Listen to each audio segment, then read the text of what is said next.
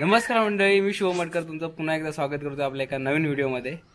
तर गाईज, आजपासून आमचा खेळ चालू होणार आहे गावाचा। तर आम्ही आता पालखीचे तिकडे चाललोय मांडावरती आणि तिकडून मग मानकऱ्यांची वगैरे घरे घेत नंतरला मग गाव चालू करणार आणि तेव्हा जी काही गंमत जम्मत होणार आहे ती तुम्हाला व्हिडिओद्वारे दाखवणार आहे। आणि तुम्ही व्हिडिओ कसा होतो तो कमेंट करून नक्की सांगा आणि व्हिडिओ शेवटपर्यंत बघा आणि आज तर खूप मजा येणार आहे।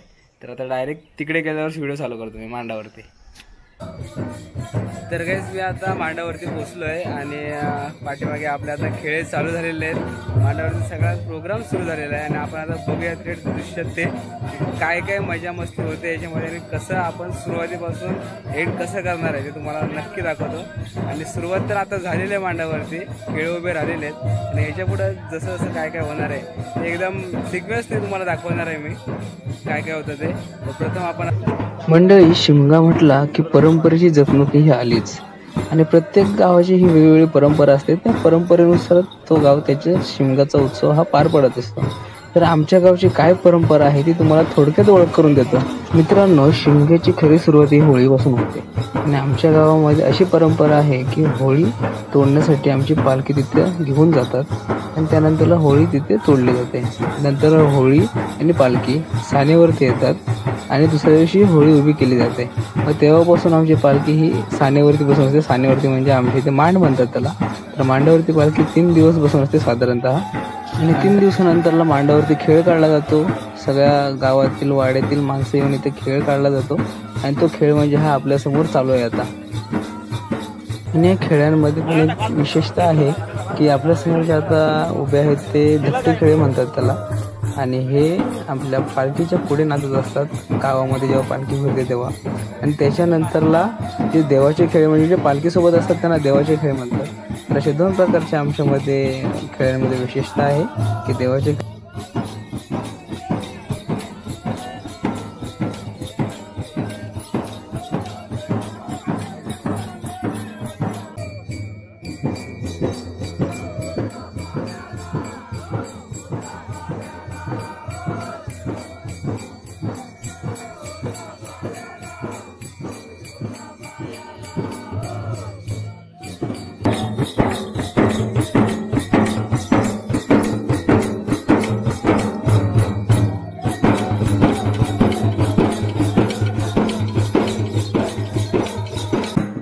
म्हणजे हा जो आपल्या समोर एक खेळ चालू आहे त्याच्यामध्ये एक वैशिष्ट्य असं आहे की समोरचे गडी जेव्हा पुन्हा रिंगण कंप्लीट करायच्या नंतरला समोर येतील तेव्हा हे रिंगण कंप्लीट झालं असं म्हणतात आणि त्याच्यानंतरला मग हे स्टॉप करतात।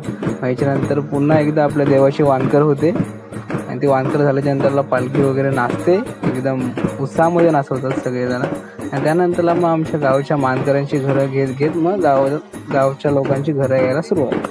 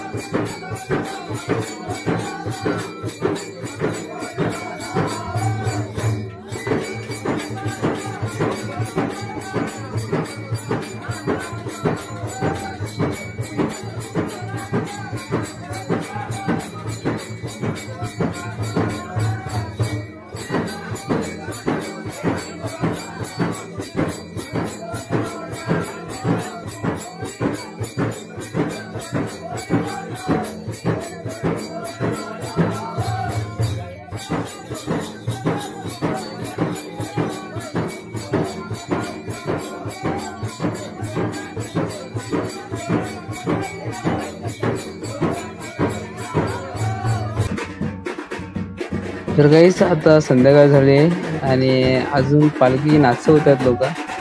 तर म्हणजे आजचा हा व्हिडिओ आपण इथेच थांबवूया आणि व्हिडिओ कसा वाटला ते कमेंट करून नक्की सांगा. ह्या पुढे पण आपले काही व्हिडिओ येतील ते पण तुम्ही बघा आणि असंच प्रेम तुमचं आमच्यावरती असू दे आणि भेटू आता डायरेक्ट पुढच्या व्हिडिओमध्ये.